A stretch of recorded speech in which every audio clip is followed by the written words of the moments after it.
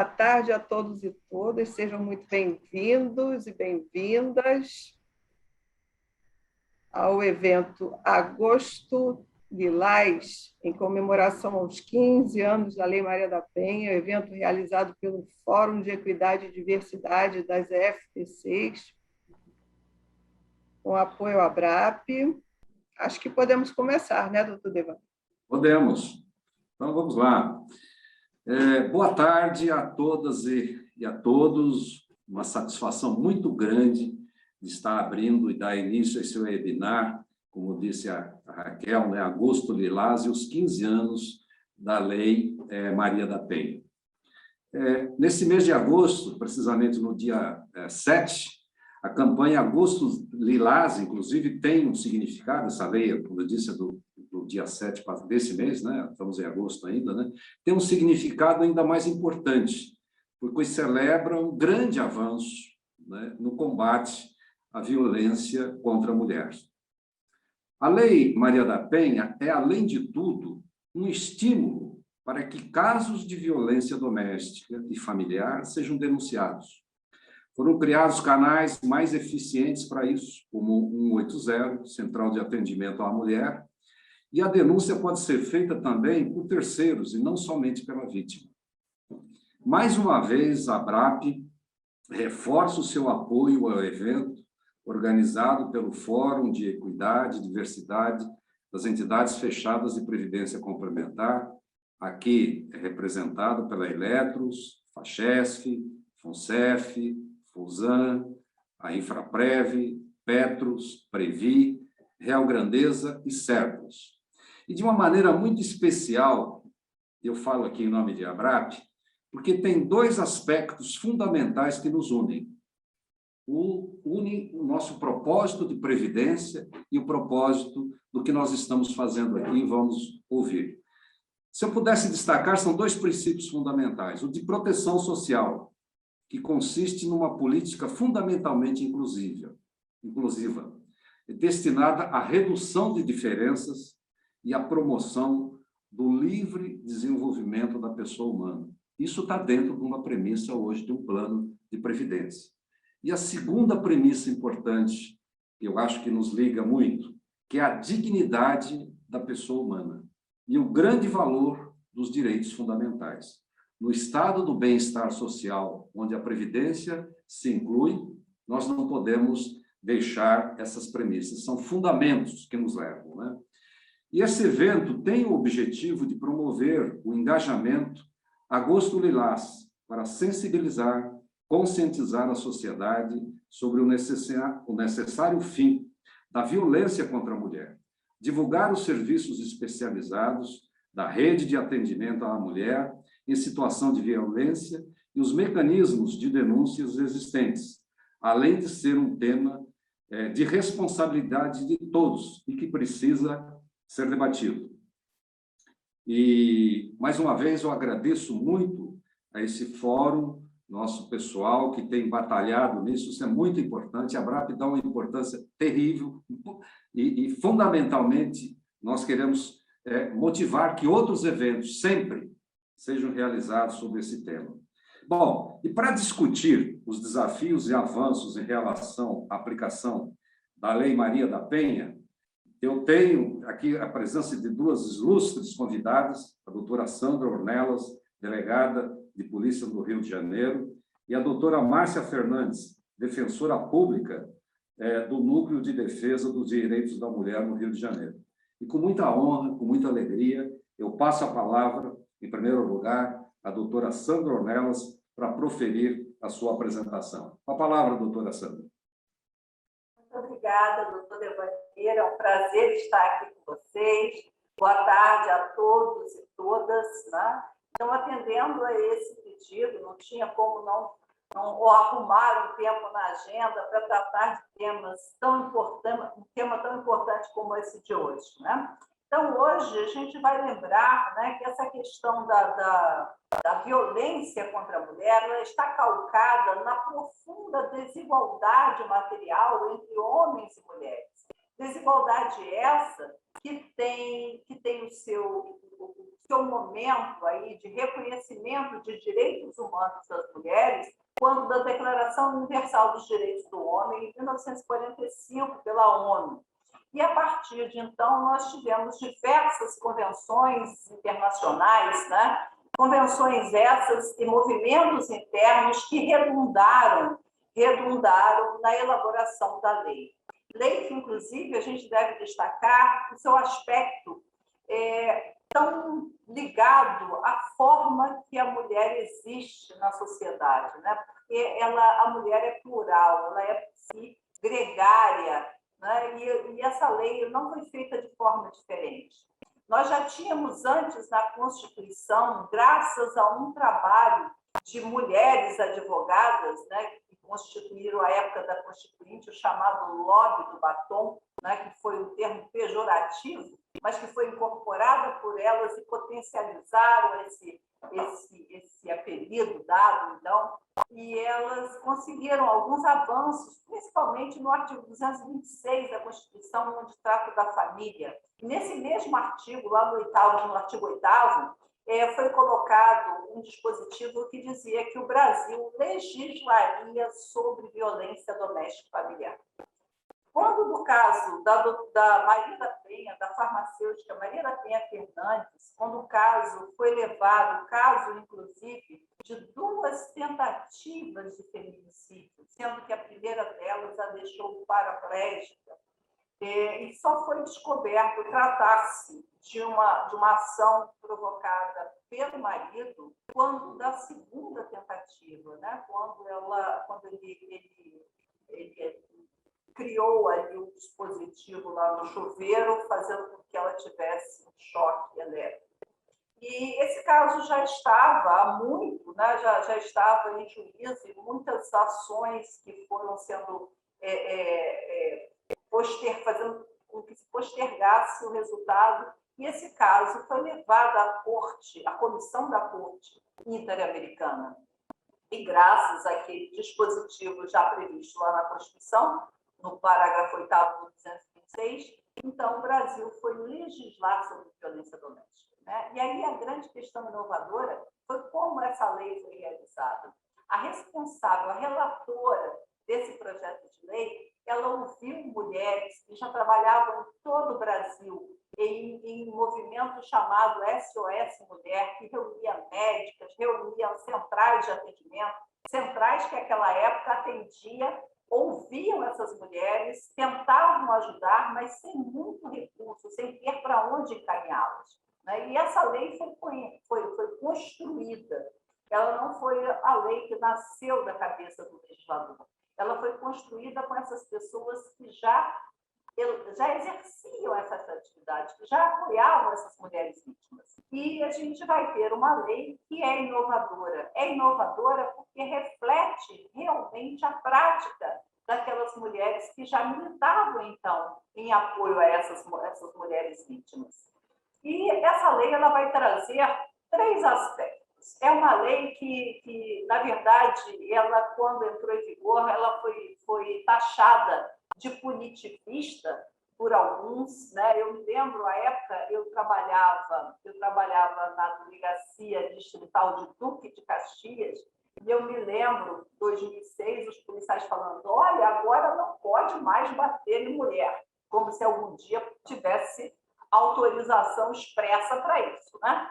Então, eles diziam, porque agora tem uma lei que proíbe, né? Então, na verdade, não é a Lei Maria da Penha que proíbe. O que essa lei faz é garantir que seja efetiva a punição, porque já está previsto na lei penal, né? O crime de lesão corporal, o crime de estupro, o crime os crimes contra a honra são todos previstos na legislação, no Código Penal brasileiro, ou em algumas outras legislações esparsas, mas que também são de natureza penal. E a Lei Maria da Penha, embora taxada de punitivista, ela propõe um atendimento integral à mulher vítima de violência. E eu digo que esse atendimento ele está centrado num tripé. É o tripé da punição, sim, porque é garantir que essas mulheres que cheguem até a delegacia, elas sejam acolhidas e atendidas não estão numa relação, independente dessa violência ser provocada por um estranho ou pelo seu companheiro íntimo ou por alguém da sua família, a punição ela tem que existir e o Estado tem que estar atento a isso. Mas não só na questão da punição se apoia a Lei Maria da Penha. Ela trabalha com a ideia também da proteção. E a proteção está centrada na ideia de criação de centros especializados de atendimento à mulher, sejam eles a nível estadual e municipais. É necessário que tenhamos um centro de atendimento específico, diferente daqueles que temos, em regra, dentro da perspectiva da assistência social, porque a lógica é diferente. Enquanto a assistência social ela prevê a ideia de integração da família, nos casos de violência contra a mulher, e nos casos ainda muito avançados, não tem como você tente reestruturar aquilo que já está terrivelmente cindido, como em situações de tentativa de feminicídio, por exemplo, né? Então, esses centros especializados, eles são fundamentais. E ali, essa mulher ela vai ter o assistente social com as políticas específicas, incluindo essa mulher que muitas vezes está nessa relação de violência pela dependência econômica, né? Então, é necessário que os projetos sociais que são prioritários para essas mulheres eles sejam efetivados, que elas sejam encaminhadas para que tenham direito a isso.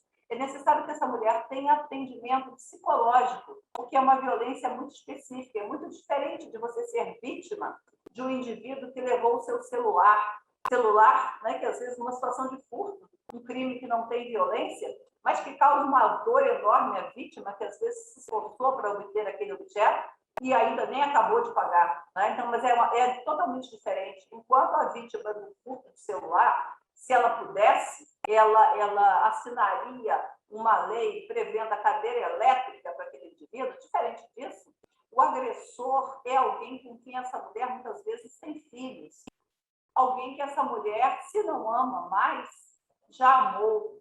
Então, existe uma relação subjacente ali que ela precisa entender e ela precisa de um acompanhamento psicológico para entender, para que ela verifique se é a hora do rompimento definitivo ou não, porque trata-se de uma violência que ocorre, na verdade, em ciclos, né? Existem momentos da lua de mel, existe o momento da violência, e normalmente esses ciclos eles não são iguais em todos os casos. É possível que dos gritos e das ofensas se evolua para um crime maior, que é o feminicídio, ou pode ser que sejam violências reiteradas, né? da mesma natureza, como físicas, mas da mesma natureza. Então, é fundamental que essa mulher tenha um atendimento psicológico, é fundamental que essa mulher seja atendida por advogados, apesar de saber do brilhante trabalho feito pela Defensoria, a quem devoto aí meus cumprimentos, né? Sou muito amiga da doutora Flávia Nascimento, que é a coordenadora, doutora Matilde, doutora Márcia, também é um prazer aí estar com a senhora nessa mesa. Então, a gente sabe do trabalho que a Defensoria faz, a gente encaminha constantemente, mas a gente sabe que, às vezes, os braços são poucos, né? Apesar da gente ser meio que polvos, né, nessa política aí de tanta necessidade, mas os braços são poucos. Então, é preciso que tenha ali advogados para tratar das questões cíveis. A questão lá dos alimentos, da questão da separação, da dissolução da sociedade de fato. Então, a existência desses centros são mais serviços disponíveis e precisam ser consolidados. E nós temos ainda um outro aspecto que, nesses 15 anos da lei, foi o que menos avançou, infelizmente, que é o aspecto preventivo.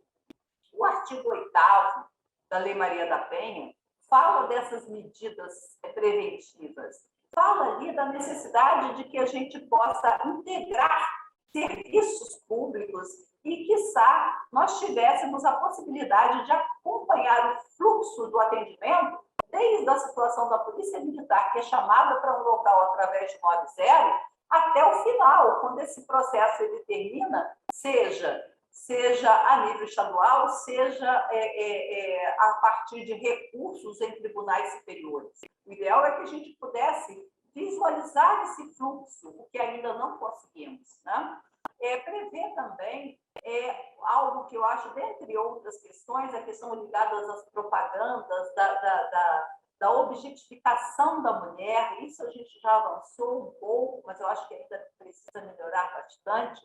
Prevê a necessidade de que esteja na lei, esteja nas escolas, a discussão desse tema nas escolas. Nós tivemos a grata surpresa, durante esse mês de julho, de ver, no mês passado, né, ver publicada uma lei que modificou a lei de diretrizes e bases, dizendo que o tema de violência contra a mulher deve ser trabalhado nas escolas de ensino básico de forma transversal. Não é criar uma disciplina, mas possibilitar que o professor estabeleça ali ações, projetos para discutir isso. Isso aí é um ganho enorme, porque a gente sabe que essa desigualdade entre homens e mulheres ela é provocada por uma cultura altamente marcada pela colonização, né? Onde nós tínhamos, na legislação que estava em vigor na época da colonização, que eram as ordenações filipinas, nós tínhamos ali um artigo que dizia que o homem que encontrasse a sua mulher em adultério poderia licitamente matá-la, a ela e aquele que com ela estivesse, desde que este que com ela estivesse não fosse pessoa de maior cabedal social. Também duas testemunhas idôneas, se comprovasse o adultério, possibilitaria que o marido também matasse essa mulher licitamente. Isso falando da mulher casada, da mulher branca que vivia com aquele homem branco colonizador.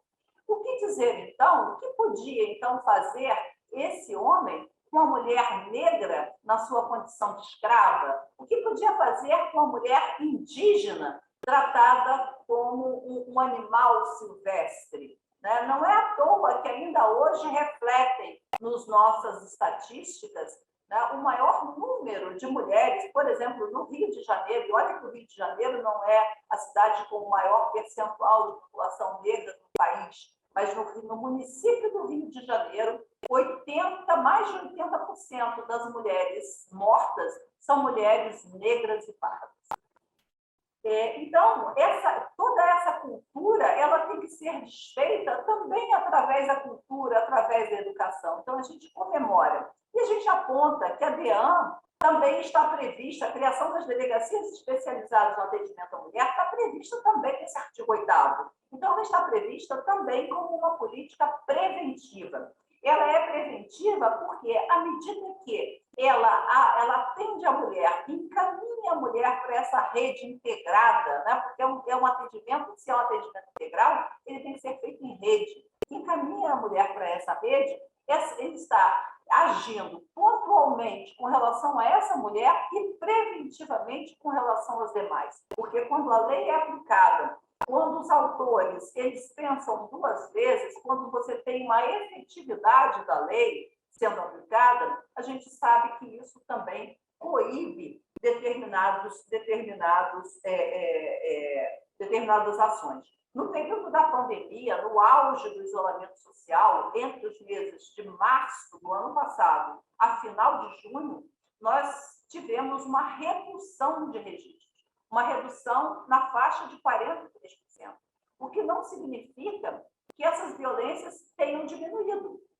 Tá? Muito pelo contrário, porque estavam presentes e potencializados os fatores de risco para essa mulher, que são a proximidade com o autor da violência, vítima e autor confinados, um ambiente de tensão, né? Porque a crise sanitária ela provoca um medo, um temor, a mulher sobrecarregada, porque se ela trabalha, ela tinha que dar conta do trabalho em home office, dar conta do ensino dos filhos, dar conta do serviço doméstico, porque a maior parte que tem algum auxiliar dispensou essa auxiliar. Então, essa tensão ali junto ao autor provocou certamente um número maior de violências, mas violências que não foram registradas. Contudo, as violências que chegaram à delegacia apresentou aumento nos casos mais graves. Tivemos mais casos de lesão corporal de natureza grave, mais casos de tentativas de feminicídio. E a gente acredita que grande parte dessas chamadas, desse encaminhamento de casos, talvez tenha sido pelo 190, que é o número da Polícia Militar. E a gente precisa marcar isso. Quando está acontecendo a violência, não importa se é o vizinho, não importa se essa vizinha não fala comigo, mas se eu estou ouvindo a mulher gritar, 190. A Polícia Militar vai deslocar uma viatura para aquele local e o fato é conduzido à delegacia. Uma pessoa pode fazer uma ligação para o 180, que é o número da Secretaria Nacional de Política para as Mulheres, até fora do Brasil. Chegando lá, esse número ele é reencaminhado para o local que pode fazer o atendimento, mas não pode substituir jamais o 90, que é o número de atendimento imediato. No nosso caso, aqui na Polícia Civil, nós criamos, durante o período da pandemia, já existia o tridígito da Polícia Civil, que é 197. Esse 197, ele recebia atendimentos para elogios, reclamações, etc. Nós implementamos o atendimento especializado nos casos de violência contra a mulher. Uma mulher que ligar 197 e escolher a opção número 1, cai aqui no nosso departamento. E aqui no departamento, essa mulher vai ser orientada. Essa mulher pode marcar hoje, né, como todas as delegacias não pararam em momento nenhum, mas ela pode ter agendado um horário de atendimento, ou se essa mulher, né, e aí a gente tem que lembrar daquelas mulheres cadeirantes, aquelas mulheres impossibilitadas de se deslocar, elas podem, inclusive, fazer um registro de ocorrência por telefone e solicitar a medida preventiva, que a gente sabe que essa, com o acompanhamento da Patrulha Maria da Penha, pode realmente salvar vidas. E o nosso objetivo maior é esse, é evitar um crime maior contra essas mulheres, que é um crime de feminicídio. Então, acho que já extrapolei meu horário, só gostaria de lembrar, aproveitar a oportunidade e lembrar que no Rio de Janeiro nós temos em vigor a Lei 8.587 de 2009, que determina que os ambientes onde empresas que tenham um percentual maior de 60% de homens, essas empresas são obrigadas a realizar palestras regulares para tratar da violência contra a mulher. Então, isso é importantíssimo, né? Também é um aspecto que também preventivo, informativo e fundamental para que nós tenhamos também os ambientes de trabalho saudáveis, né? Porque uma mulher que sofre violência, essa mulher certamente ela vai apresentar problemas de saúde, isso a gente possui estatísticas, inclusive, né? Então é fundamental que a gente possa colocar, implementar o que já está na lei e buscar aí, né, nos irmanar aí para que juntos possamos aí continuar nesse combate tão importante para uma sociedade em que haja realmente uma equidade, por enquanto, né, entre homens e mulheres. Sendo assim, agradeço imensamente a oportunidade, cumprimento a todas, né, é um prazer estar aqui e muito grata. Prazer foi nosso, doutora Sandra. A senhora dá uma verdadeira aula e, ouvindo a senhora falar, a gente chega à conclusão que tem muita coisa para fazer, mas também tem muitos braços e mentes inteligentes, fortes e determinadas. Parabéns pelo seu trabalho, pelo seu exemplo. Bom, dando continuidade, agora nós vamos ter um vídeo especialmente preparado. O Eduardo Freire vai nos colocar no ar, né, Eduardo? Isso, vou colocar agora aqui, só um instante.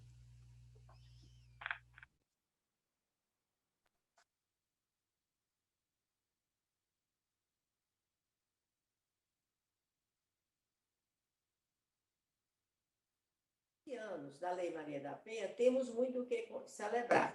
A progressiva quebra do silêncio das mulheres em situação de violência doméstica, estrutural e institucional importunação sexual, sendo que as mulheres pretas ainda enfrentam o racismo. A lei também traz luz sobre a liderança feminina nos espaços de poder político nas instâncias municipais, estaduais e federais. Porém, não é possível deixar de mencionar, por exemplo, que desde a sua criação, há 15 anos atrás, a aplicabilidade da Lei Maria da Penha ainda é desconhecida nas regiões do interior do nosso país. Quero insistir novamente junto às autoridades públicas, o que já apresentei em momentos anteriores, sobre as recomendações da Organização dos Estados Americanos no ano de 2001, referente ao meu caso. A primeira é a recomendação 4E, que determina a inclusão nos planos pedagógicos das unidades curriculares a compreensão da importância do respeito à mulher e a seus direitos reconhecidos na Convenção de Belém do Pará, bem como ao manejo dos conflitos intrafamiliares. Assim como acontece com o Conselho Tutelar, criar em cada município brasileiro, por menor que ele seja, o centro de referência da mulher, dentro de uma unidade de saúde. Criar uma política pública voltada aos órfãos da violência doméstica no país, a fim da realização de uma pesquisa que os identifiquem e os localizem. É fato que o governo sancionou 16 leis, 11 em 2019, 3 em 2020 e 2 esse ano. Criar proteção às mulheres em situação. Não podemos esquecer que no contexto da política pública de situação é fundamental que a consistência, eficiência e eficácia da lei esteja envolvida numa dinâmica de política pública, que seja estratégica e ampliada através de um conjunto de ações da União, dos Estados, Federal e dos municípios, e ações não governamentais, como determina a lei. Por isso, reafirma a necessidade do governo federal dar continuidade ao processo de instalar em cada estado uma Casa da Mulher brasileira. Oportuno também seria repetir um trecho da segunda edição do meu livro Sobreviver e Suportar, editado em 2010. Mesmo com a criação da lei anterior, ao adotar espontaneamente o meu nome, Lei Maria da Penha, esbarra-se na morosidade dos processos que favorecem e prejudica aqueles que buscam. São necessárias também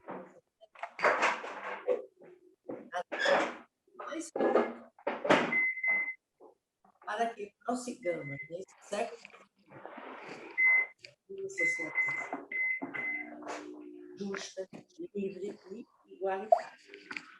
Para finalizar, Martin Luther King, seus livros inspiradores para todas as mulheres. Nós não somos o que gostaríamos de ser. Nós não somos o que ainda iremos ser, mas, graças a Deus, não somos mais quem nós éramos. Você pode encontrar esse texto na íntegra no site do Instituto Maria da Penha. Um forte abraço. Bom, dando continuidade a esse nosso webinar, que está sendo de um conteúdo ímpar, e aqui com muita alegria, com muita honra, passo também a palavra à doutora Márcia Fernandes, como eu já disse no início, é defensora pública do Núcleo de Defesa e Direitos da Mulher, aí do Estado do Rio de Janeiro. Doutora Márcia, com a palavra. Boa tarde, senhor Devanir, em nome de quem eu cumprimento todos os outros dirigentes que estão nessa mesa virtual, a Raquel e a Patrícia, que possibilitaram esse encontro, entraram em contato. Boa tarde à doutora Sandra Ornelas, que tem o prazer de dividir a luta, não só essa mesa.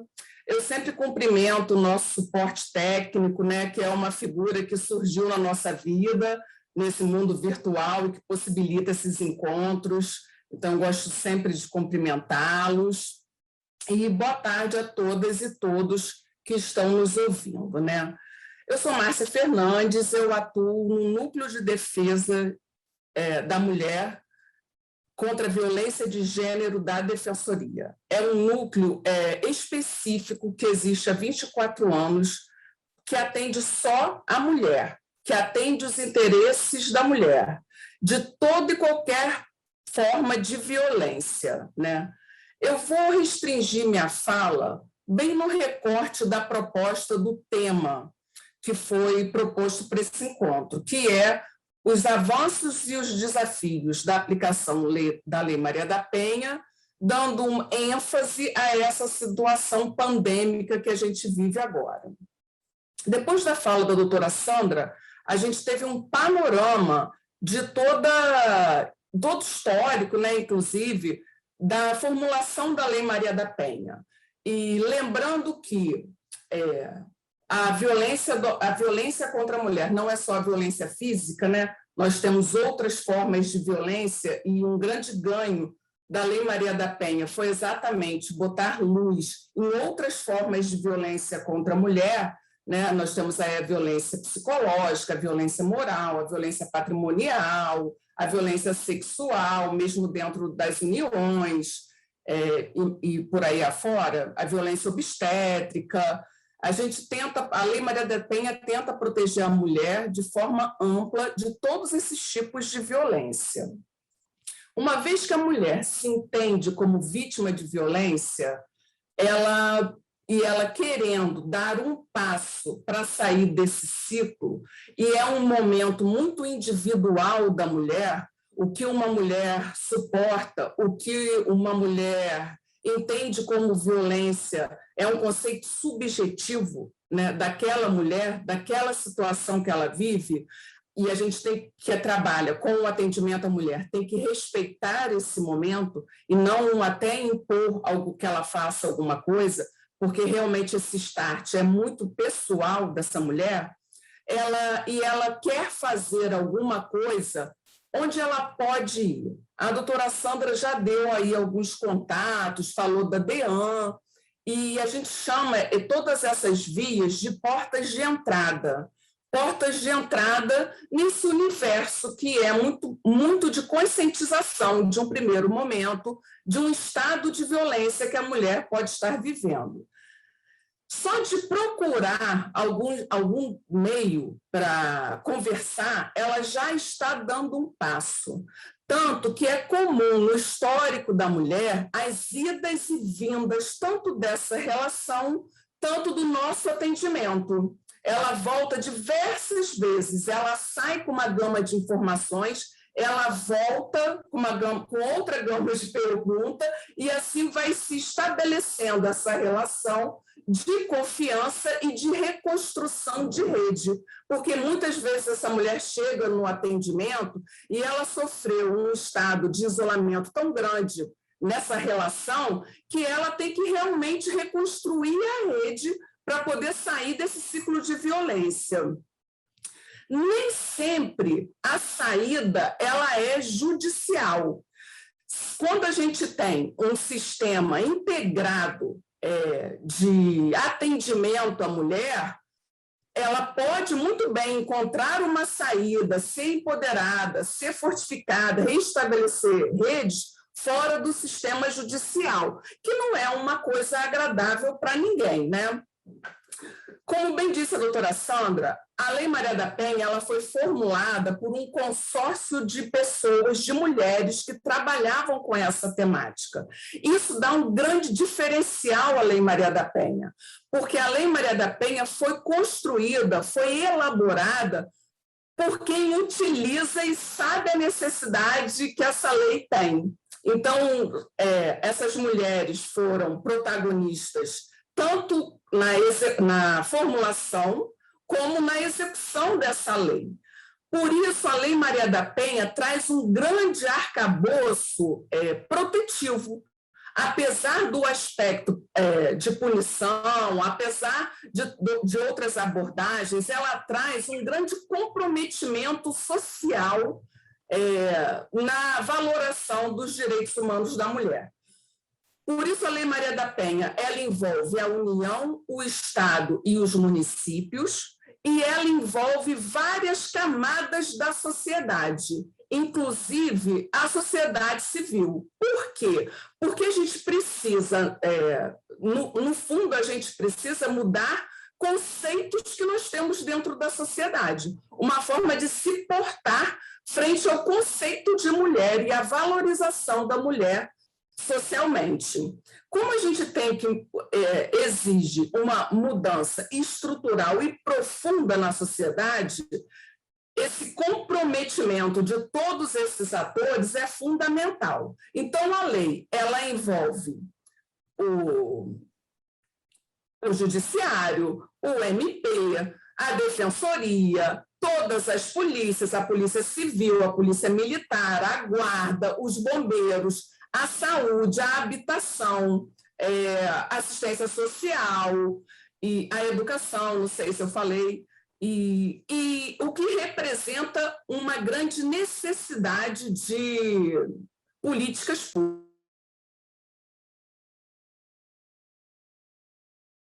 Fiquei muda.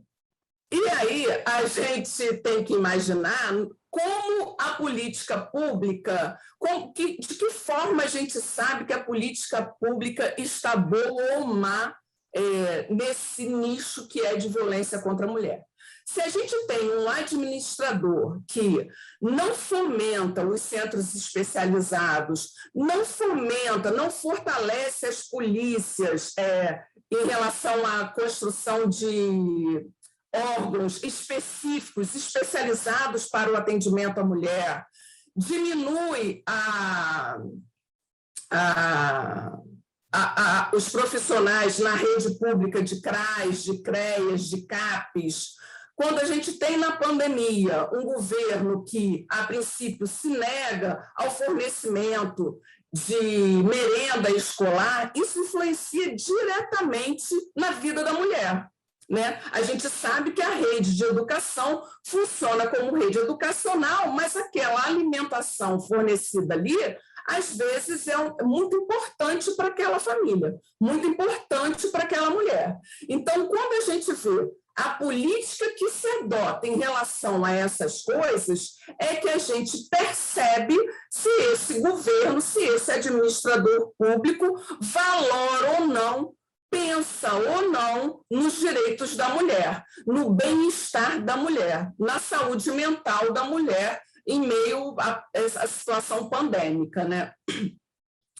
Por outro lado, quando a gente vê que mais da metade, muito mais da metade dos benefícios que são dados,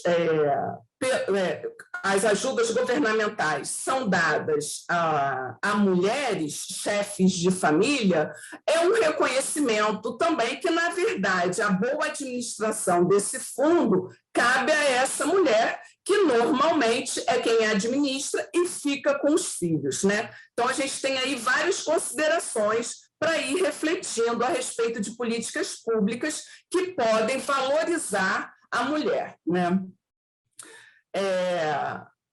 A pandemia, ela trouxe várias situações que a gente convivia, mas não enxergava como problema, né? Vou trazer aqui algumas para ilustrar isso. A primeira delas, eu gostaria de falar que todas as entidades, inclusive todas as que a gente frequenta, médico, enfim, todas as instituições, de uma hora para outra se tornaram de atendimento virtual. E não foi assim com o sistema de justiça todo. Melhor dizendo, com o sistema que atende a mulher. Então, o centro especializado ele virou virtual, a defensoria, a doutora Sandra pode me corrigir se eu estiver errada, mas a Polícia Civil, o RO eletrônico, por meio eletrônico, o atendimento pelo telefone. Então, todas essas formas, todos esses meios foram fomentados pelas instituições. O TJ criou, o Tribunal de Justiça criou a medida protetiva virtual. Quando a gente abre a primeira página do TJ, tem lá um ícone que a mulher pode sozinha fazer a sua demanda, trazer a sua demanda. Então, todo mundo tentou se adaptar de uma forma rápida, da noite para o dia, né? Em março do ano passado, a gente teve que se reinventar. Não foi diferente para a gente. e não foi diferente para essa mulher. Com isso, a gente tem, por mais que as instituições se esforcem, a gente esbarra na seguinte questão: quem tem acesso a esse meio de comunicação? O que é ter acesso à internet? É você ter um pacote de dados no seu telefone? Então, o que é esse meio tecnológico de se comunicar? Na verdade, a gente percebeu que as pessoas têm um telefone com pacote de dados. E esse telefone foi dividido muitas vezes no trabalho, com filhos assistindo aula e com essa mulher necessitando se comunicar. Então, lá na defensoria, várias mulheres, a gente não pode ligar, a gente só pode esperar o telefonema dela, porque ela liga em um momento em que o homem não está, em que ela pode falar com maior conforto. Então, não é assim, a gente não pode sair fazendo uma busca ativa dessa mulher, porque a gente pode comprometer a segurança dessa mulher. Para você ter ideia, até no nosso trabalho, a gente convivia com as pessoas, de repente, quando a gente foi para o trabalho, para o home office, a gente descobriu que tinha pessoa da nossa convivência que não tinha um computador em casa, que não tinha um computador que tivesse câmera. Então, isso, às vezes a gente pensa que a violência doméstica, que essas dificuldades estão distantes, mas não estão, essas dificuldades estão perto da gente. Então, superada essa forma de comunicação, e aí lá no Nudem a gente viu que a gente tem que aceitar tudo, a gente tem que aceitar e-mail, a gente tem que aceitar áudio, a gente tem que aceitar mensagem no WhatsApp, a gente tem que aceitar a melhor forma dessa mulher se comunicar, tanto de possibilidade quanto de conforto. O judiciário se reinventou também. Antigamente, a gente precisava de cópias, às vezes de um documento autenticado, e hoje eu trabalho com foto. As mulheres mandam as fotos dos documentos e a gente vai entrando, propondo as ações, medida protetiva e outras ações que essa mulher precise. Então, assim, a gente passou de uma legalidade e dentro do atendimento à mulher, de um atendimento muito pessoal a um atendimento virtual. E como que a gente leva tudo aquilo que a gente estudou de acolhimento, estudou e praticava, né? Porque todo lugar que atende mulher é um lugar mais calmo, é um lugar que a gente pensa no conforto da mulher, na possibilidade dessa mulher ir com crianças em um lugar para deixar essa criança, porque às vezes já é maiorzinha e não convém que ela escute. A gente pensa num lugar que tenha um lugar separado para ela ficar mais à vontade. Como que a gente passa todo o acolhimento que a gente se preparou para atender a mulher para um ambiente virtual? Isso foi um grande desafio para todo mundo, né? Como que isso vai se dar? Como que esse acolhimento vai se dar? Outra coisa que a gente se deparou na pandemia, que às vezes a gente podia saber, mas não dava tanta importância, eu não acreditava que era no tamanho que na verdade é de que a casa não necessariamente é um ambiente seguro para a gente. A gente tem uma pesquisa na Defensoria sobre as vítimas de feminicídio na capital do Rio de Janeiro. E na conclusão dessa pesquisa, a gente viu que, é uma pesquisa longa, a gente viu que os crimes de feminicídio, em sua maioria, ocorrem dentro de casa, dentro da casa ou do ambiente familiar, né, da casa da sogra, da casa do ambiente familiar, e no horário noturno, ou seja, naquele momento que a gente está desarmado. Quando a gente chega de noite em casa, a gente se desarma, né? A gente põe uma roupa confortável, a gente larga a bolsa, a gente deita, a gente come da forma que quer comer, né? A gente se desarma. Então, a grande maioria dos feminicídios aqui da capital, eles são cometidos dentro de casa e num horário de descanso, num horário de frear a própria vida, né? De a gente se encontrar com a gente mesmo, né? Certamente, na vida de vocês, vocês já se depararam com alguém que prefere estar no trabalho do que em casa, alguém que demora no trabalho para não ir para casa, alguém que não se importa nunca de sair de casa e ir para o trabalho, né? E a gente brinca, poxa, fulano não gosta de ir para casa, fulano enrola e não vai para casa. E é exatamente isso. Essa casa não oferece o conforto que essa pessoa precisa. E, por isso, ela não se sente bem nessa casa, ela não faz questão de estar nessa casa. Esse período pandêmico trouxe a obrigação de estarmos em casa. E aí as mulheres se depararam 24 horas, às vezes, com um agressor dentro da mesma casa, né? E isso ficou muito claro de que o ambiente da casa não é um ambiente necessariamente seguro. Num primeiro momento, a gente teve uma queda dos registros de violência doméstica, mas isso mudou. E a gente tem um grande número de registros, de ações, né, propostas de medidas protetivas deferidas, muito agravado. E o aumento do número lá no atendimento do NUDEM de divórcio e de dissolução de união estável, porque realmente essas relações elas estão se desfazendo, né? Para terminar a minha fala, eu quero trazer aqui já que a gente está num ambiente de caixa e coisa e tal, um crescimento do atendimento de mulheres mais velhas, mulheres aposentadas ou mulheres que são beneficiárias do marido em alguma caixa, enfim. Por quê? Essas mulheres sofrem muito violência patrimonial. Às vezes, aquele rendimento é um rendimento que abraça não só essa mulher, como filhos que se encontram em necessidade de algum apoio financeiro.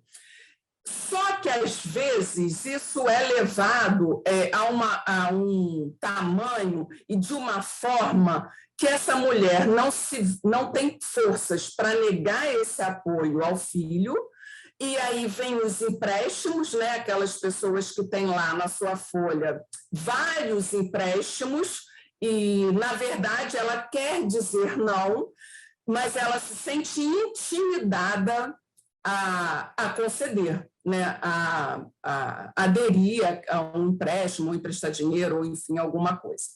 E esses casos eles têm crescido, cresceram na pandemia, porque o desemprego, a queda da renda, né, da família caiu, quem era autônomo, quem, enfim, está aí passando um momento de recessão, e tem ido muito em busca dessas fontes certas de recebimento de dinheiro, né? E aí é um trabalho muito delicado, porque essa mulher é muito fragilizada quando ela procura o NUDEM, e para cada mulher, isso em todos os casos, a gente tem que sentar e traçar uma forma de abordagem, isso em qualquer tipo de atuação, porque tem que conciliar o que a mulher deseja, o que juridicamente pode ser feito, e preparar essa mulher para uma vida diferente também, né? Porque esse ciclo de violência não é à toa que ele existe. E o rompimento desse ciclo também é uma coisa que é sentida pela mulher. Esse homem nem sempre foi um homem violador de direitos. Ele tem um lado dele, né? Tanto é que o ciclo é exatamente assim, ele tem um lado que atraiu essa mulher um dia. Então, não é fácil esse rompimento, tá? Eu queria deixar isso bem claro. No mais, queridos, eu espero ter atendido o anseio de vocês, né, nessa visão mais de desafios da pandemia. Me coloco à disposição de todos, pedir para disponibilizar aí o contato do NUDEM. Parabenizo pela organização do evento, porque é exatamente assim, falando, conversando, indo nos lugares, que a gente vai sensibilizar não só a mulher, mas como o homem também, da necessidade de se refletir sobre esse assunto e despertar novos parceiros para a luta. Muito obrigada. Nós é que agradecemos, doutora Márcia Fernandes. A exposição brilhante, bem clara, realmente isso é um grande alento para todos nós. Nós vamos ter um espaço aqui para perguntas, e se a Raquel me permite, como eu estou aqui, tenho o privilégio de estar dirigindo aqui, eu vou fazer 2 perguntas aqui, uma para a doutora Sandra e uma para a doutora Márcia. Para a doutora Sandra falou dos aspectos, principalmente o preventivo, e que pouco se avançou. Então, eu gostaria, doutora Sandra, de colocar a seguinte questão. Como a senhora vê o engajamento da sociedade civil e do poder público, né, para que esse avanço ele possa ser mais sério? E para a doutora, já deixo no ar a pergunta aqui para a doutora Márcia Fernandes, também, qual é a sua visão, doutora Márcia, sobre políticas públicas em nosso país, já que temos decorridos aí 15 anos da Lei Maria da Penha, essa é uma preocupação. Como é que a senhora está vendo esse encaminhamento dessas políticas públicas em nosso país de uma maneira geral? Então, iniciamos aqui com a doutora Sandra. Pois bem, eu acho que a questão da sociedade civil é extremamente necessária e bem-vinda. Só que, infelizmente, nós vivemos também um período marcado pela questão midiática, né? Então, assim, é muito comum que se veja, e como nós falamos dessas outras, a questão preventiva, da questão protetiva, que são centros de referência, centros especializados, eu acho que, inclusive, em razão da questão midiática, nós tivemos um avanço muito grande nessa ideia da punição e em contraposição ao avanço nessas áreas preventivas e protetivas, justamente em razão disso. É muito comum que a gente faça aqui na Polícia Civil, periodicamente, operações para cumprir mandados de prisão que estão pendentes. A gente cumpre esses mandados rotineiramente. Contudo, em determinadas datas, nós reunimos mandados e cumprimos esses mandados como forma realmente de dar visibilidade à questão. Nesse período, é muito comum que a gente receba muita ligação, que receba muito apoio da sociedade civil de maneira geral, das pessoas em especial, né, com quem a gente tem contato no dia a dia.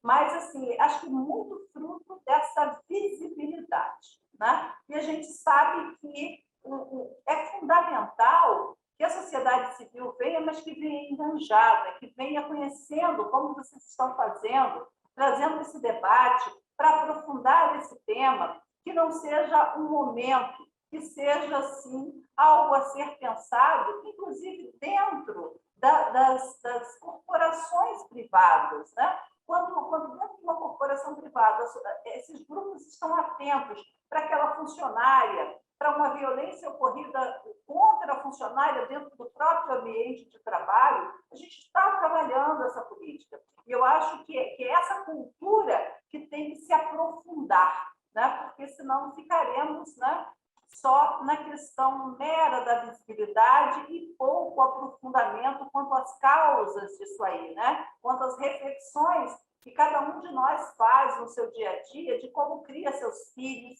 né? De ainda haver aquela profunda diferença entre criar as meninas para serem princesas e criar os meninos para serem ogros, né? Aquele que não pode chorar, aquele que tem que engolir o choro, aquele que tem que ganhar sempre e resolver tudo na violência. Então, eu acho que é fundamental que esse engajamento ele seja em profundidade, que venham todos, mas que venham para que a gente possa refletir e que possamos construir juntos.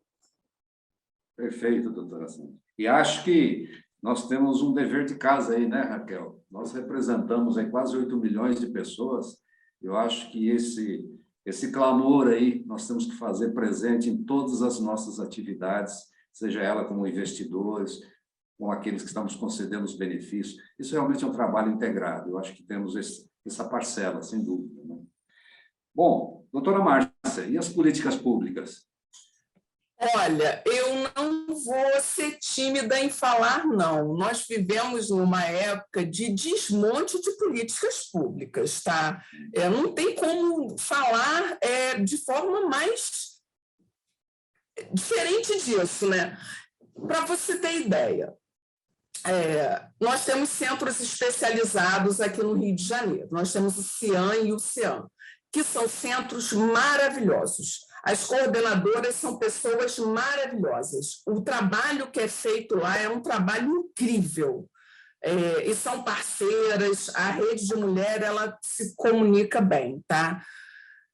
Mas só que da prefeitura, no início do governo passado, nós tivemos uma redução de pessoal enorme.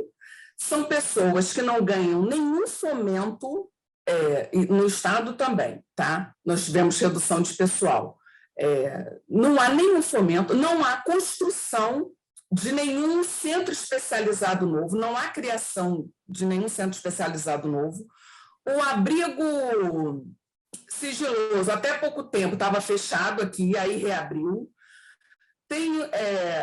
E aí, falando das nossas instituições também, a gente tem, há quanto tempo a Defensoria não abre um órgão especializado para atender a mulher? Há quanto tempo a Polícia Civil não cria uma DEAN nova? Né? Então, assim, na nossa casa também. O tribunal, ao invés de construir juizados novos, fechou né, a Campo Grande e Bangu, que tinha fechou um juizado, enfim, todo mundo tem suas explicações para tudo isso, claro, tá? Mas é isso, é botar a questão da mulher e o atendimento especializado na pauta das nossas instituições, na pauta política. Então, quando vem um candidato a prefeito, a gente tem que ver, nossa vereança, a gente tem que ver a importância que ele dá na construção desses equipamentos. E esses equipamentos fazem toda a diferença. Então, na maioria das cidades, a mulher vítima de violência vai para atendimento do CRAS do CREAS, que não é o ideal. Né? E quando tem, a gente ainda agradece, mas não é o ideal. É um lugar que atende um adolescente em cumprimento de medida socioeducativa e uma mulher vítima de violência, não é um atendimento especializado. E mais, as políticas públicas de forma larga. Então, por exemplo, fechamento de maternidade, diminuição da maternidade, apoio aos hospitais exclusivos de atendimento à mulher, creche, merenda, alimentação, programas governamentais. Quais desses pontos estão tendo prioridade ou uma política própria que atenda a mulher? Porque a necessidade é diferente, né? Então, é isso. A gente teve período de mais dificuldade da mulher fazer um aborto legal, que é um tema sensível, mas que a lei prevê. Então, a gente tinha que judicializar para a mulher exercer um direito, mulher violentada, mulher com feto que não ia para frente. Mas porque você tem uma política pública mais fechada, de conceitos mais fechados, que restringe a mulher à utilização desse direito. Então, a gente, no nosso meio, fala que a gente não pode dormir em paz. A gente tem que sempre estar de olho, porque para perder um direito, para conquistar um direito é uma luta danada, mas para ver esse direito amarrado, fechado, dificultado, é muito rápido, né? Então a gente tem que dormir com um olho aberto e outro fechado. Não, perfeito, perfeito. E a senhora disse muito bem, eu acho que quem pauta governos é a sociedade. A sociedade civil tem que cobrar, né? E eu acho que nessas escolhas, né, a sociedade civil tem que pautar, né? Aliás, esse é o tipo de envolvimento social fundamental, né? Cobrar direitos, são direitos fundamentais, né? Muito bem. Eu tenho uma pergunta aqui da Gilda Freire para a doutora Sandra Ornelas. Ela diz o seguinte, que em vários bairros do Rio tem casas de acolhimento a essas mulheres vítimas de violência. Ela diz que aqui no Caju, com uma população de 33 mil habitantes, não temos esse acolhimento. Então, para onde seria mais viável conduzir essas mulheres para serem acolhidos e de que forma isso pode ser feito? Pois bem, Gilda, na verdade, como nós falamos, a doutora Márcia corroborou, nós trabalhamos numa rede integrada. Então, uma mulher que entra, seja pela porta da delegacia, seja pela porta da saúde, nós temos um serviço integrado e podemos encaminhar essa mulher para verificar a questão de abrigamento. Esse abrigamento, são abrigamentos de dois tipos. Nós temos o abrigamento sigiloso, que é para aquele caso que a mulher realmente corre risco de vida. Já houve caso, inclusive, de termos que tirar mulheres do estado. Tão grave era a ameaça em relação a essa mulher. Então, são situações extremas onde a primeira coisa que essa mulher faz quando chega no abrigo é entregar o chip do telefone celular. Né? Então, ela fica afastada de qualquer tipo de contato como uma forma de proteção. Agora, o que nós realmente necessitamos em número maior são daquelas casas de permanência breve. Seriam formas de abrigo para que as mulheres, aquela situação que ela está esperando um socorro. Hoje eu dirijo as 14 DEANs do Estado, mas eu estive na delegacia e era comum mulheres que iam fazer o registro e depois não tinham para onde ir, porque elas precisavam, às vezes, de passar a noite. Nesses casos, é onde mais faltam abrigamentos. Por quê? Porque a maioria, como a doutora Márcia falou, né, da redução que a gente tem, na verdade, são centros que são centros de acolhimento da assistência, são chamadas casas de passagem.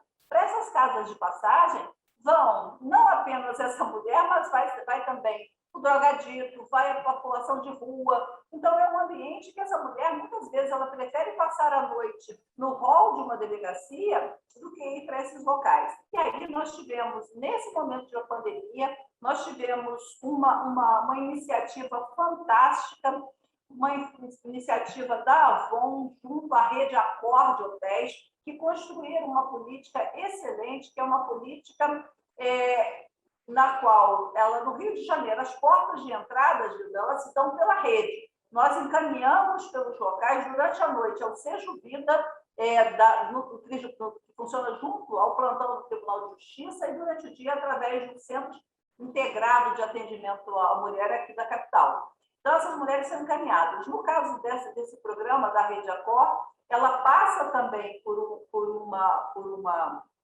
um grupo que faz uma equipe multidisciplinar que avalia a situação e encaminha. E ela fica hospedada nessa rede, num desses hotéis dessa rede, acompanhada por uma equipe multidisciplinar criada lá pela Avon, e é justamente naquela circunstância que a mulher, por vezes, ela precisa da passagem para sair do Rio de Janeiro, ela precisa de um familiar que está vindo buscá-la, ela precisa se afastar até que o autor, por vezes, seja preso, que ela coloque a cabeça no lugar, enfim. Esses serviços são poucos, precisam melhorar, mas eles existem, né? Independente de ser no Caju, na Zona Oeste, eles existem. Agora, a grande dificuldade é que muitas vezes as mulheres não têm conhecimento disso, muitas vezes as mulheres não buscam ajuda, né? E esse é o caso da maioria, infelizmente, daquelas que acabam sendo vítimas de feminicídio. Então, a gente precisa aumentar as políticas, aumentar a credibilidade do serviço para que a gente possa salvar, de fato, essas mulheres da situação de morte. Muito obrigado, doutora Sandra. Eu consulto, Raquel, como é que nós estamos no nosso tempo? Se podemos... Estamos um pouquinho apertados, tem mais uma pergunta, se o senhor quiser, ou então a Patrícia pode fazer também. A Patrícia publicou aqui no nosso chat os números e etc. do Nudem, que a doutora Márcia disponibilizou, né, o e-mail e o WhatsApp, número do Nudem. Não sei se a doutora Sandra quer disponibilizar. Eu acho que tem também, Patrícia, um e-book, né, da rede de atendimento à mulher. A Isso Patrícia mesmo. acabou de disponibilizar. Foi disponibilizado pela doutora Márcia, tá? Aí eu divulguei aqui no chat. Isso. E temos mais uma pergunta que eu acho que é de Recife, né? Isso eu posso, na verdade, é um comentário do Marco Polo.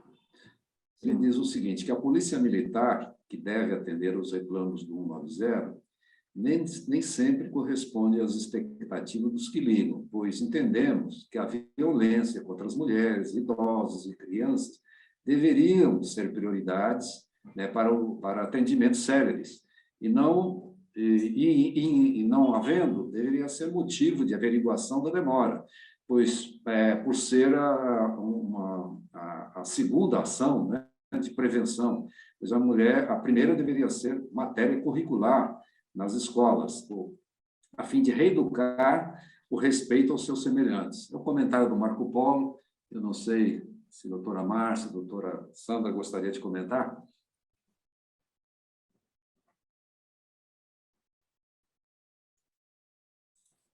Quer falar, Sandra, que são suas polícia?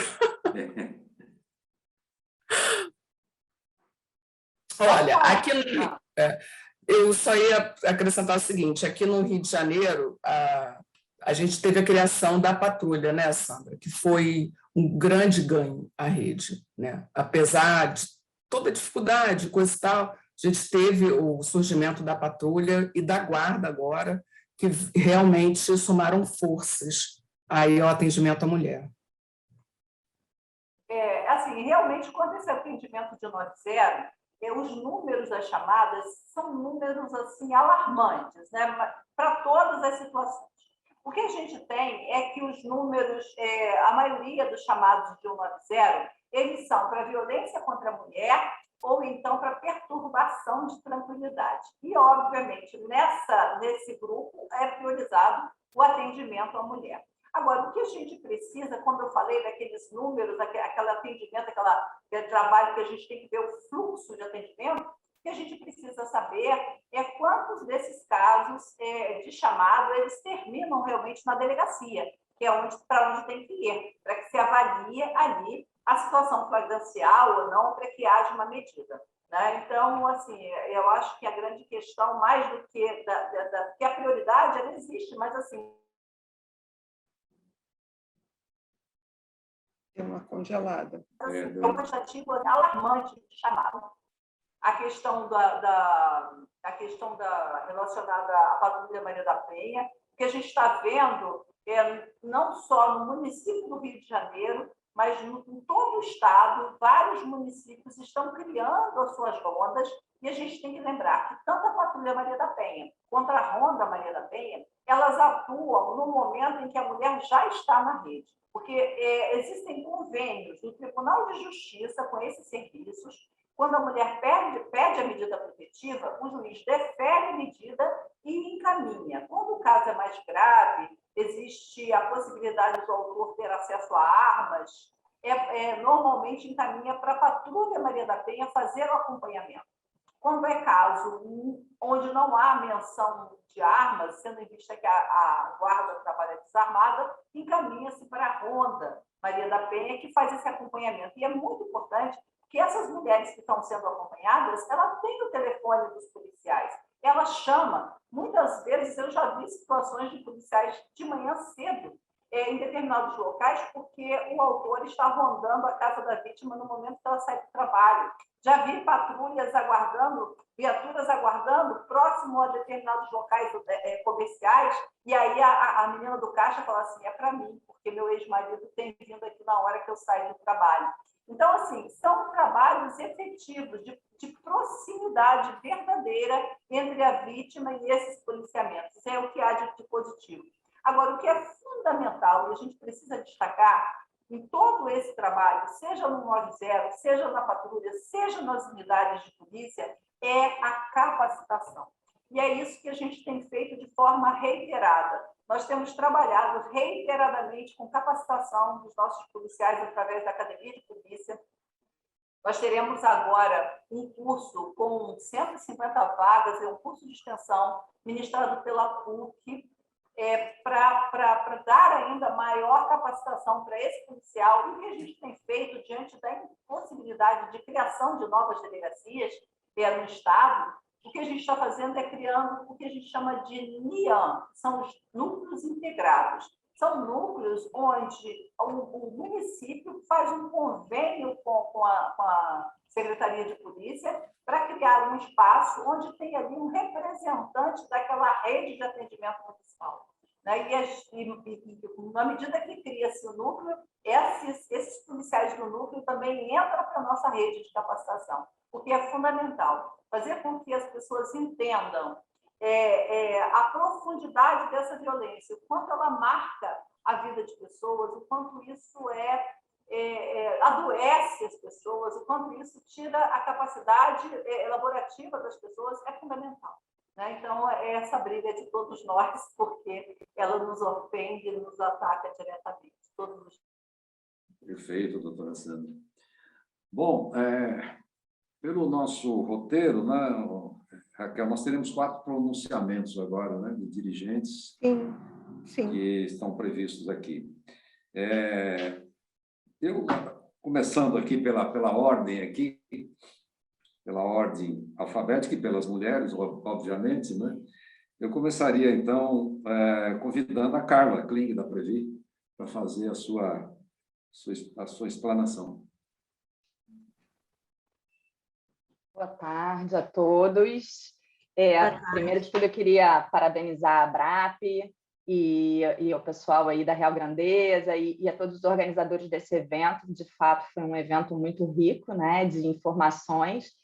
E, em nome da Previ, eu queria dizer que é muito importante, né, a gente ver o segmento estar falando sobre esse tema, né, como já foi falado pelas palestrantes, a gente precisa debater esse assunto, porque isso não afeta apenas a um nicho da sociedade, né? A sociedade inteira está sujeita a esse tipo de situação e a gente precisa saber como se defender e saber como ajudar quem estiver passando por uma situação de violência doméstica, que pode não só acontecer entre casais, né?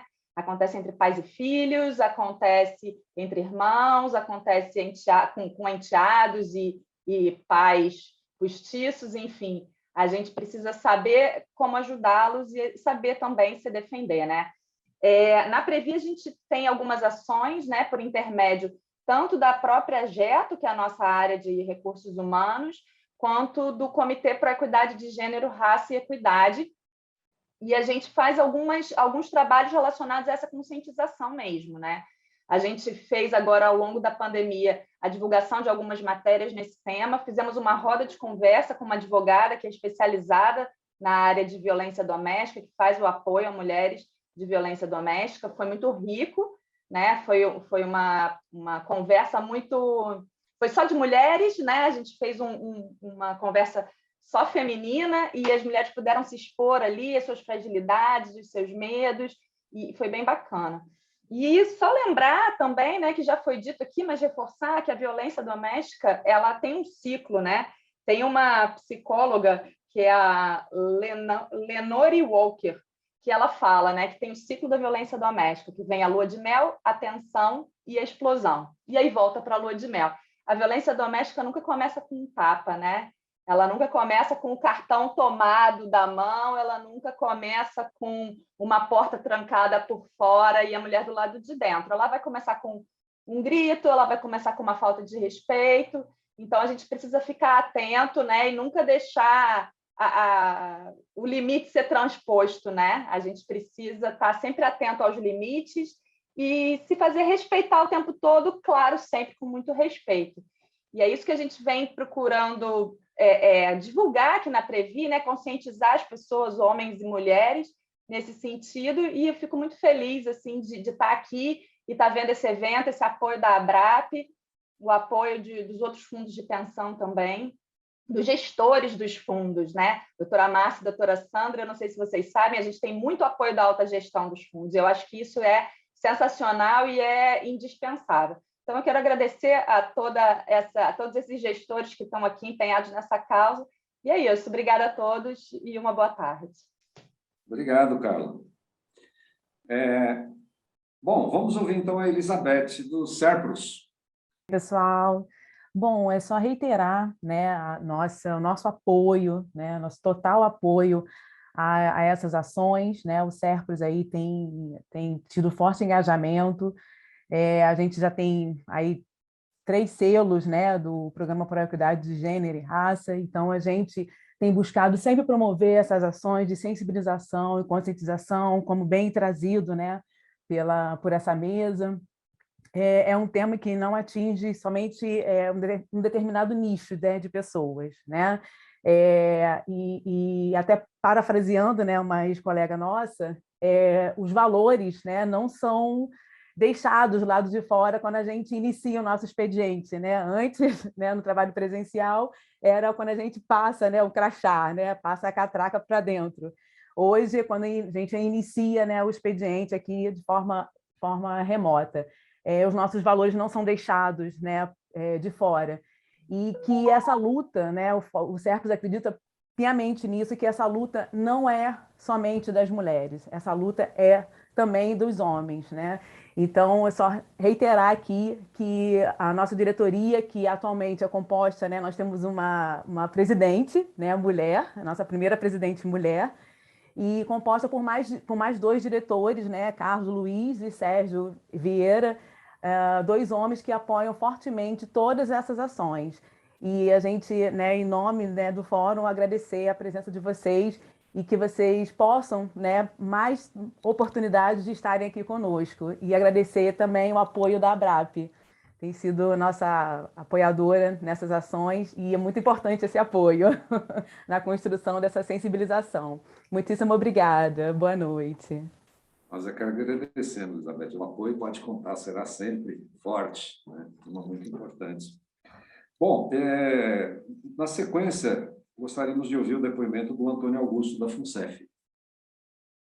Boa tarde a todos e todas, agradecendo aí pelo convite da ABRAP, pelas brilhantes explanações da professora Sandra, da doutora Márcia, a respeito do assunto. Queria também enfatizar aí o papel protagonista da FUNCEF em relação ao tema de proequidade, de gênero e raça, né? Ela também detém aí 3 selos no âmbito do programa promovido pelo governo federal. Esse assunto é um assunto que permeia transversalmente a sociedade brasileira, então é importante que os personagens tanto da iniciativa pública quanto da privada possam se engajar na promoção, né, do combate à violência doméstica, né, como preconiza a Lei Maria da Penha. Apesar da sua efetividade até o seu 10º aniversário, né, nós temos consciência de que a pandemia trouxe, pela situação de confinamento e lockdown vivenciado em várias localidades, um agravamento dessa questão, né? Então, é um momento mais do que oportuno de nós tratarmos desse assunto e enfatizar ações não só no sentido jurídico, judicial, que são muito importantes, mas também aquelas de natureza educacional e pedagógica que venham a sensibilizar, conscientizar a repressão desse tipo de prática, né? As entidades fechadas de previdência complementar, né, têm nos seus códigos de conduta, né, esse refreio, esse combate às questões de assédio moral e sexual como uma forma, vamos dizer assim, preliminar de abordagem do assunto, né, porque ele é intrínseco, né, à questão da valorização da presença feminina nos ambientes de trabalho, né? Então, a gente entende que isso, conjuntamente à questão da valorização de gênero que temos promovido no âmbito da FUNCEF e de outras entidades que têm tido essa oportunidade de participar dos programas Proequidade, esse sentido de valorização, reconhecimento e respeito, né, a presença feminina no ambiente de trabalho e a sua real importância. Também é importante salientar, acho que foi a doutora Márcia que falou a respeito da aprovação recente da Lei 14.164, que incluiu aí na Lei de Diretrizes Básicas da Educação a Semana Nacional de combate à violência contra a mulher, que vai se iniciar a partir de 2022, né, no mês de março, né, como uma oportunidade também de nós refletirmos, discutirmos esse assunto no âmbito das nossas entidades, para ajudar nesse esforço pedagógico de conscientização e sensibilização para o tema, né. A FUNCEF vem promovendo, no âmbito do Proequidade, diversas ações de sensibilização, conscientização contra a violência doméstica, né? Tem rodas de conversa a respeito do assunto, convidando palestrantes para debater e ajudar na conscientização desse tema tão relevante de autoestima e de sair de situações de submissão a esse tipo de episódio, né? Mas também entendemos que é necessário dar um passo a mais e, nesse sentido, estamos avaliando também, assim como a nossa patrocinadora Caixa Econômica Federal, a adesão ao programa Salve a Mulher, que visa qualificar o atendimento, o acolhimento preliminar dos casos que ocorram no ambiente não só de trabalho, mas também dos nossos participantes e assistidos e aposentados, né? Então, creio que a FUNCEF pode também colaborar nesse sentido e gostaria de deixar aqui essa sugestão às nossas co-irmãs entidades de Previdência Complementar. Muito obrigado pela oportunidade e parabéns aí ao evento. Obrigado, Antônio Augusto. Obrigado pelo apoio a essa iniciativa, muito importante. Bom, e vamos ouvir então o Paulo Soares, da Rio Grandeza. Obrigado, Devania. Boa tarde a todas e todos, né? Primeiramente, eu queria agradecer o convite por poder representar a Rio Grandeza nesse webinar sobre o Agosto Lilás e os 15 anos, né, da Lei Maria da Penha, né? Queria parabenizar, né, a delegada Sandra Ornelas e a defensora pública Márcia Fernandes pelas explanações, né, sobre os desafios e os avanços na aplicação da lei, né? E dizer que agosto é um mês de grande relevância para o trabalho, né, do Programa de Proequidade da Real Grandeza, né? Tivemos um workshop, até a própria Raquel ela comentou no início, né, um workshop em homenagem ao Agosto Dourado, né? Interessante porque agosto tem efetivamente, né, assim, homenagem de mais de uma cor. O Agosto Dourado é o mês do aleitamento materno, tá? E a cor dourada, tá? Ela está ligada à qualidade, está relacionada à qualidade do padrão ouro do leite materno, daí o nome da cor.